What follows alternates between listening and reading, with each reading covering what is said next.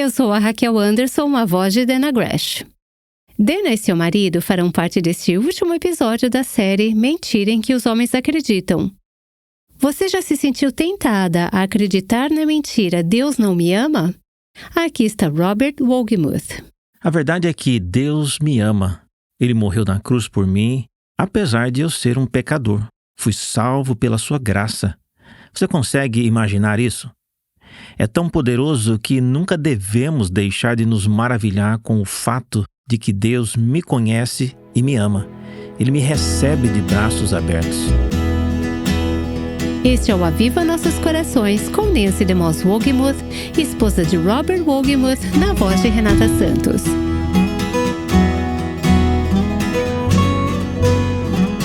Nancy, estamos no terceiro dia dessa série fascinante sobre o livro Mentira em que os Homens Acreditam e a Verdade que os Liberta.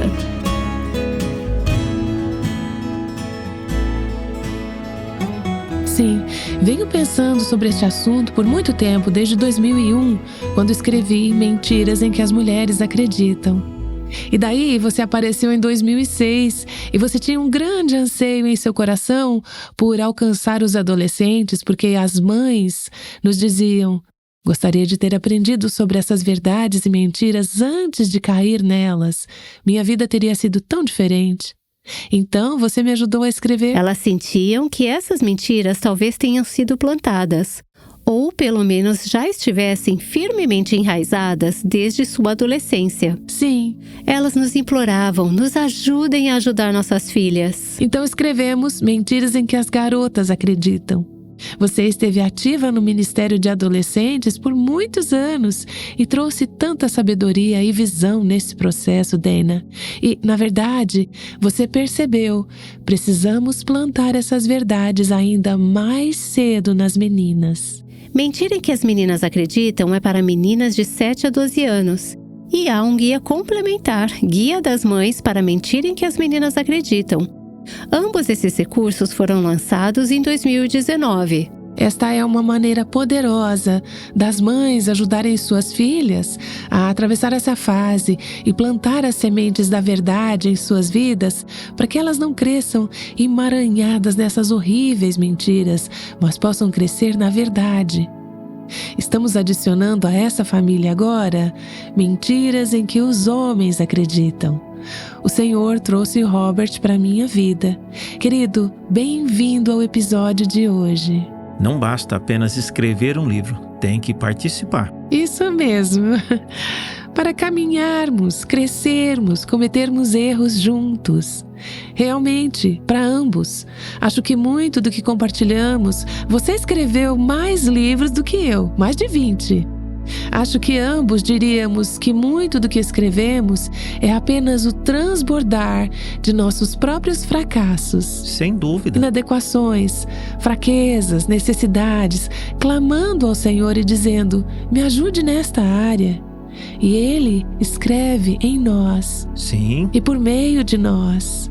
Sou tão grata que você teve a paixão e a persistência para perseverar no que você e eu sabemos. E Dana, você e o seu marido Bob, que está conosco no estúdio. É muito legal estar aqui. Todos sabemos que escrever um livro é um trabalho muito árduo. Sim. Mas você perseverou. E Bob, você está sentado aí com uma cópia do livro e eu sei que você recentemente acabou de lê-lo. Quais são algumas das mentiras abordadas em Mentiras em que os Homens Acreditam que chamaram a sua atenção enquanto você lia? Bem, há 40 aqui. As que selecionei são: posso esconder meus pecados secretos, já que só machuca a mim. O que a minha esposa não sabe não vai machucá-la. Eu tenho o direito de ficar com raiva quando as coisas não vão do meu jeito. Sou avaliado em como me comparo a outros homens. O mundo está contra mim. Essa é uma que é interessante. E não posso evitar como reajo a certas pessoas ou circunstâncias. Mas há literalmente 40 delas aqui que vão acertar os homens no âmago. Elas vão acertar os homens no âmago e dar às mulheres empatia e compreensão. E visão. Sim, e visão, o que estamos ganhando nesses últimos dias.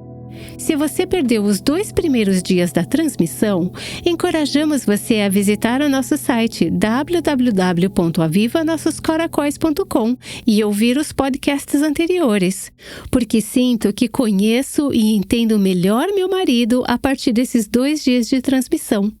Mas tenho que te contar algo sinceramente, Nancy. Seu marido parecia praticamente perfeito na maioria desses pequenos momentos, mas eu sei que ele não é 100% perfeito. Devo sair da sala enquanto você fala? Ambos estamos sempre em processo e queremos você aqui. Não, Robert. Talvez você seja a coisa mais próxima de um homem perfeito que eu conheço, mas... Não é verdade. Eu sei de um incidente que aconteceu quando estávamos namorando. Você acha que devemos fazer ele contar o ocorrido?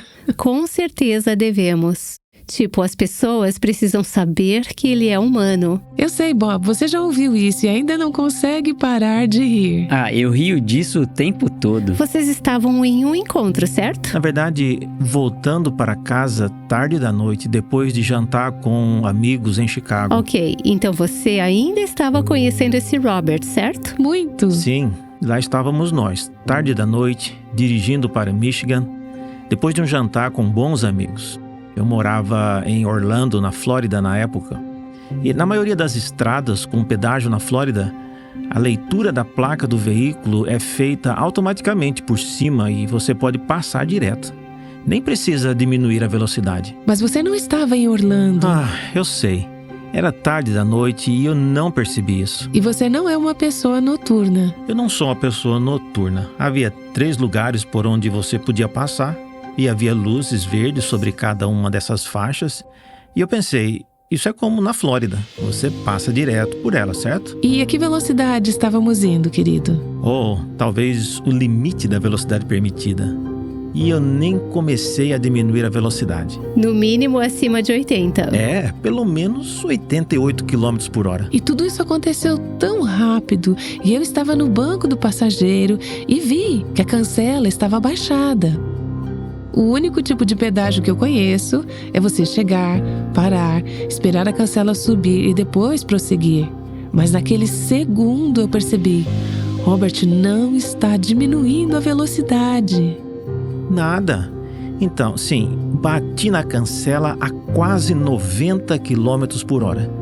E de repente ela estava estraçalhada no meu para-brisa. Ai. Não quebrou o para-brisa, mas quase. Nem tive tempo de dizer, querido, ou cuidado, aconteceu tão rápido. Acho que você não me chamava de querido naquela época. Acho que não. Caramba, o que você acabou de fazer? Tive esse pensamento passageiro, foi muito breve, mas esse cara é doido. Ele é doido, exatamente.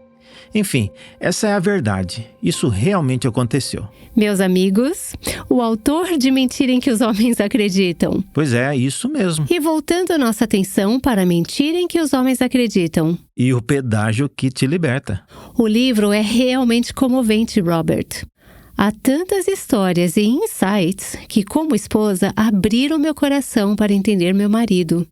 E uma delas é uma história em que você nos ajuda a entender que muitas vezes as mentiras sobre as quais nossos maridos, nossos colegas de trabalho, talvez até mesmo os nossos pastores estão vivendo, foram depositadas neles por autoridades confiáveis quando eram garotinhos. Sim, como você e Bob são bons amigos nossos, sabemos que você tem algo na sua mesinha de cabeceira.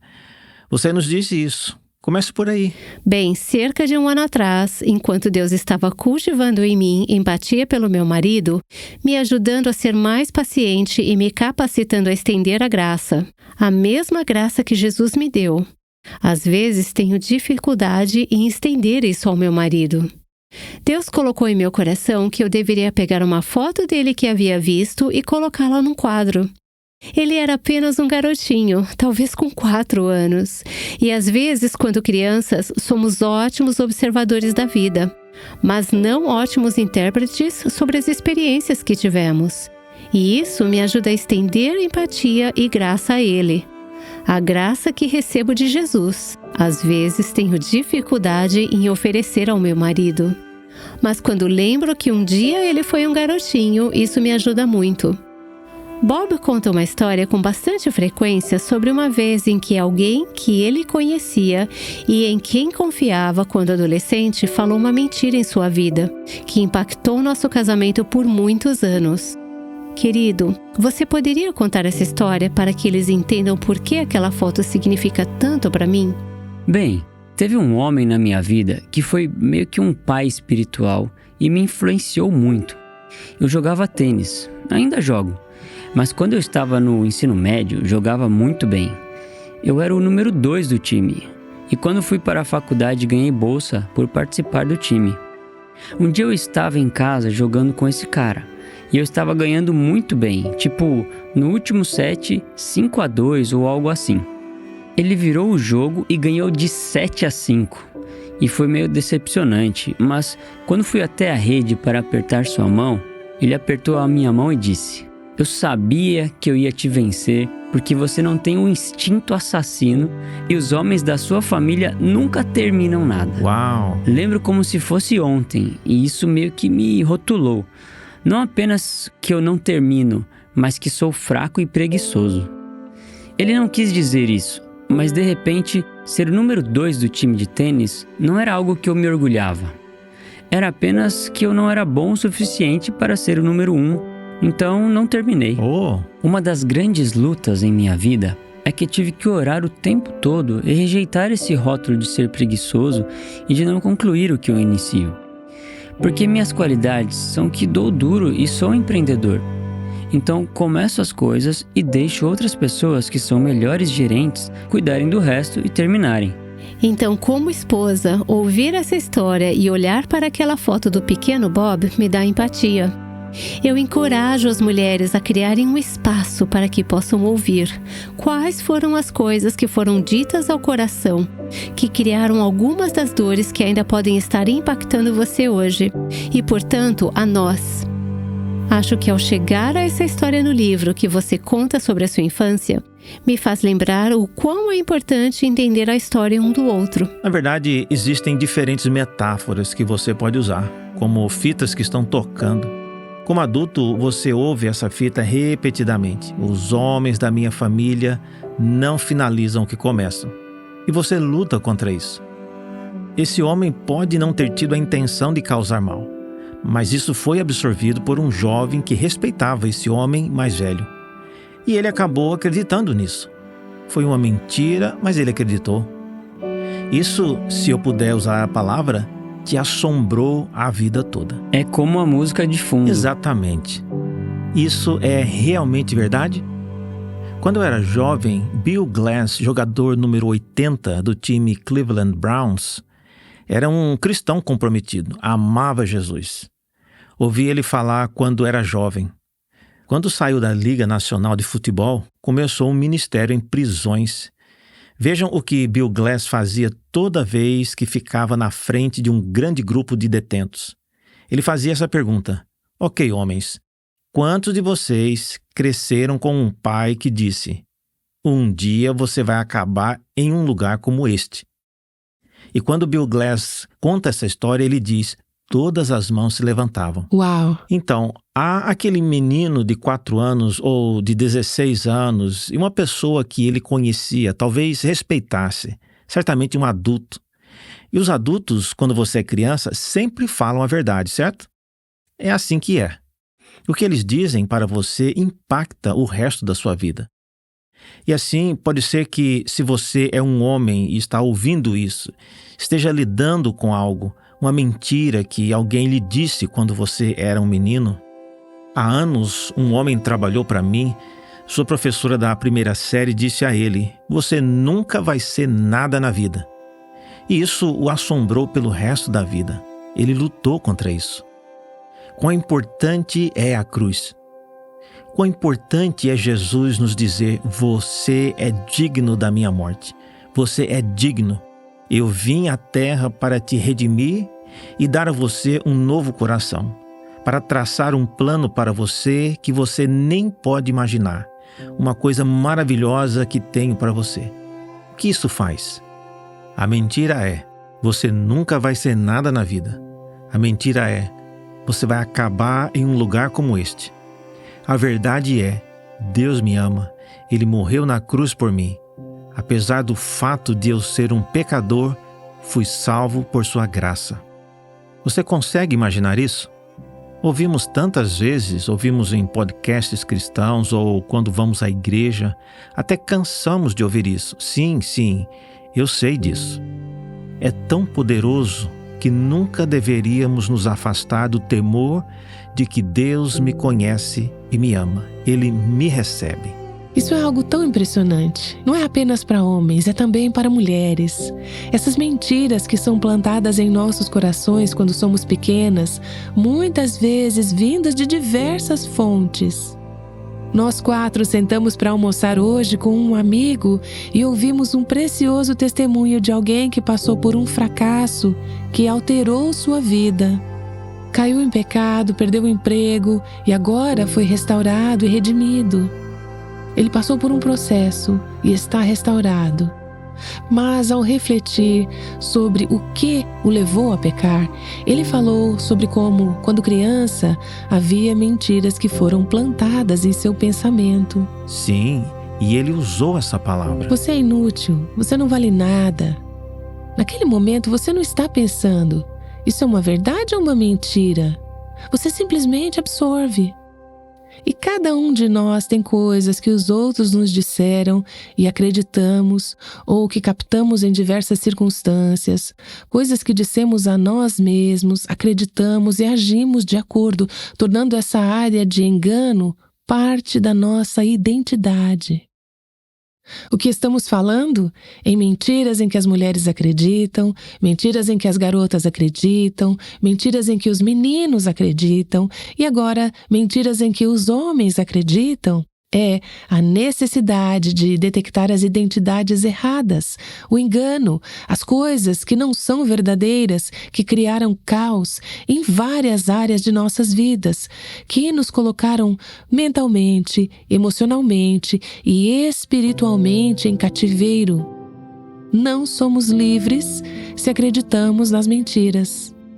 Estamos voltando e reformulando quem somos e o que é verdade. Estamos voltando para a palavra de Deus, rejeitando as mentiras e substituindo-as pela verdade. Mas foi interessante ouvir esse homem dizer: isso não aconteceu da noite para o dia. E é por isso que ler um livro como um desses da família Mentiras pode ser realmente libertador. Mas há um processo de trabalho árduo. Sim. Uma das coisas que você percebe ao ler o livro é que você não sabe que está seguindo essas mentiras.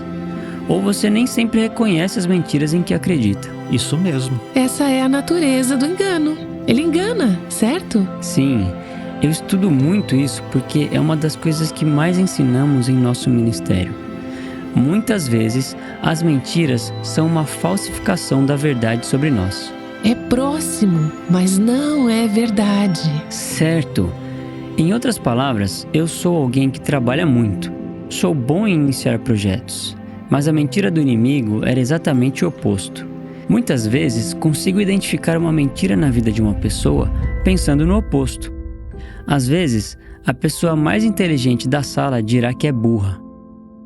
Eu encorajaria maridos e esposas a se perguntarem: pensem no que aconteceu com eles que afetou suas vidas. A música de fundo. Uau!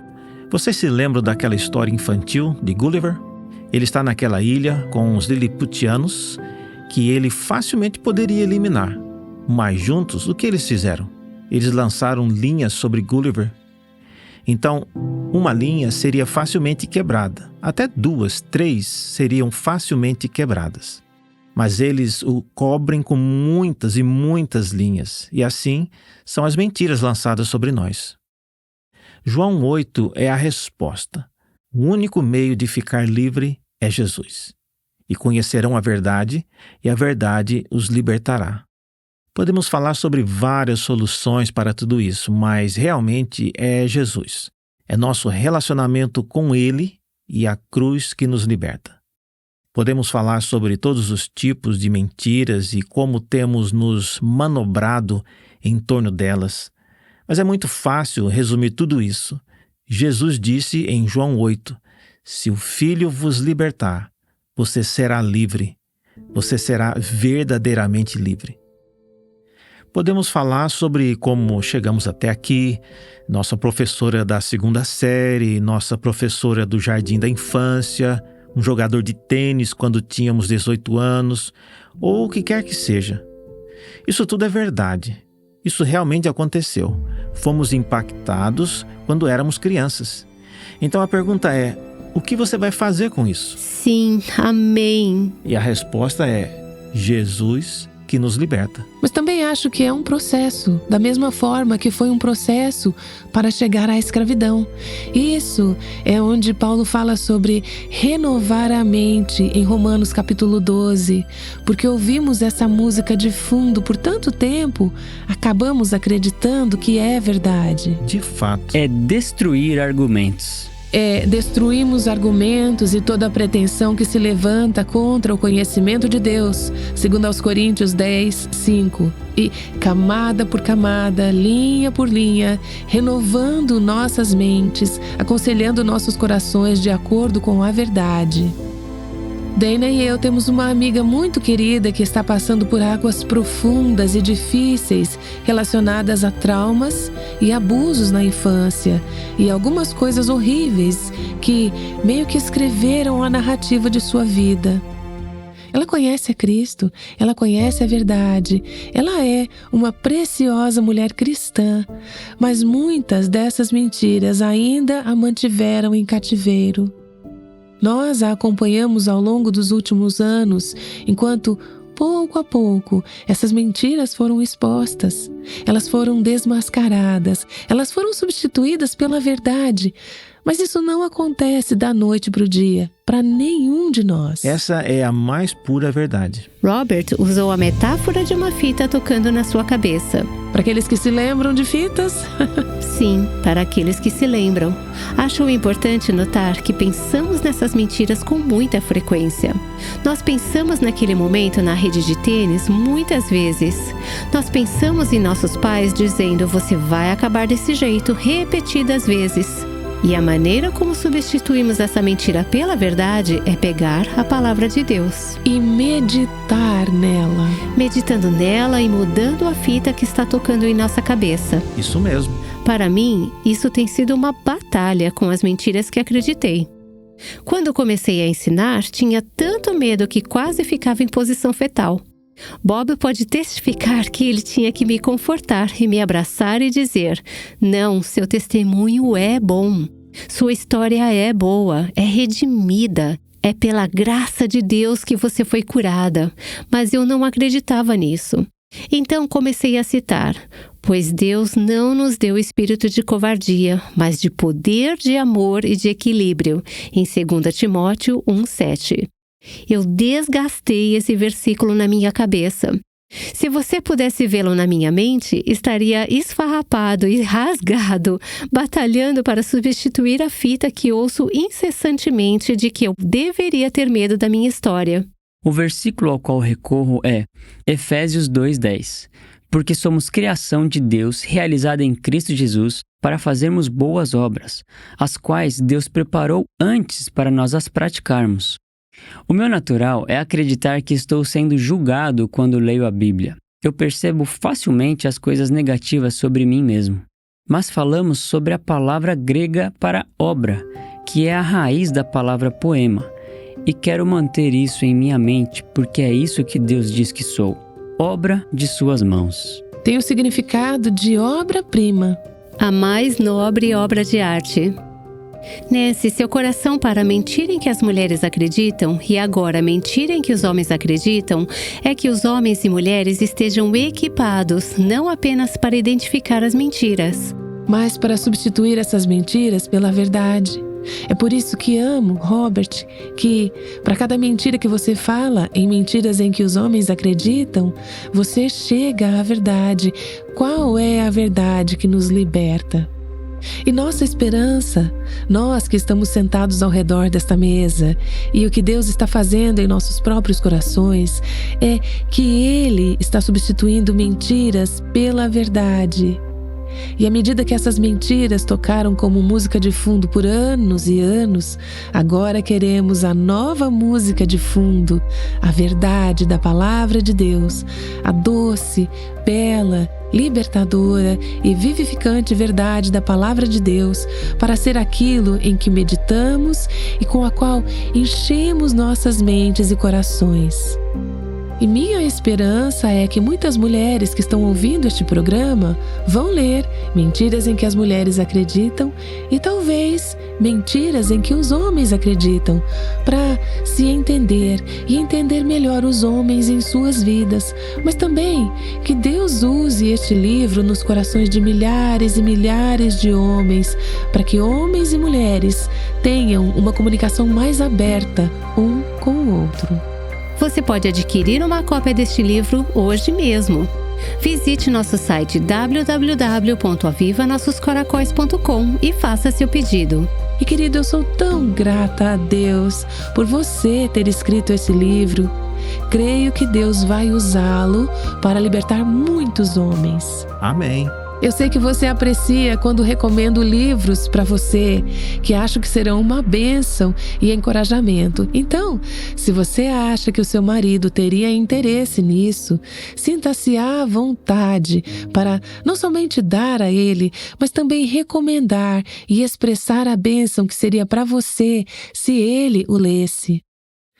Seria muito bom, Dana, se pudéssemos encerrar esse tempo orando pelos homens da nossa vida, nossos maridos, pais, filhos. Que Deus os abençoe com a verdade, com coragem, com fé. Eu sei que isso tem sido uma grande parte do seu ministério. Então, você poderia encerrar o nosso tempo e orar pelos homens que amamos? Sim, gostaria muito. Senhor Jesus, agradecemos que criaste os homens e que declaraste que são bons. E em uma cultura que frequentemente prega uma mensagem diferente, queremos ser mulheres que afirmam essa verdade. Comece por aí, Senhor. Agradecemos por Robert e Bob e pelos maridos, irmãos e pais que estão ouvindo agora com as mulheres que amam. Eles são bons. E oramos, Senhor, para que nos faça mulheres que cooperam contigo em arrancar as mentiras que têm afligido seus corações e plantar a verdade de que são criados à imagem de Deus, que são obras-primas que fazem parte de suas maiores obras. Oramos, Pai, para que o Senhor use esta série e este livro, Mentira em que os Homens Acreditam, para mudar a fita, a música, a canção de fundo nas cabeças e mentes dos homens para que eles possam verdadeiramente viver na verdade que os liberta. Em nome de Jesus pedimos isso. Amém. E assim encerramos essa série, certas de que o Senhor vai agir na vida daqueles que buscam a verdade e que estão dispostos a abrir mão das mentiras que os têm mantidos cativos, substituindo-as pelas verdades encontradas na Palavra de Deus. Amanhã iniciaremos a série chamada Quebrantamento, o coração que Deus aviva. Nancy disse: o quebrantamento é o despedaçar da minha própria vontade para que a vida, o espírito, a fragrância, a vida de Jesus possa ser liberada por meio de mim.